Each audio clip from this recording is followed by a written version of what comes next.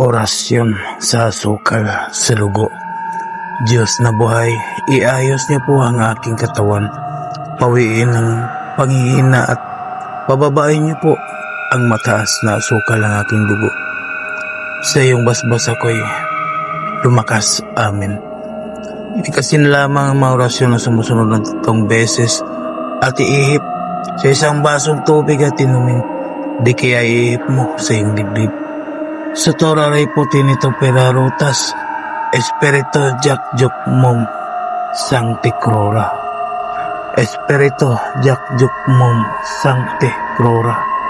Espiritu Jakjuk Mom Sancti Crora. Amen.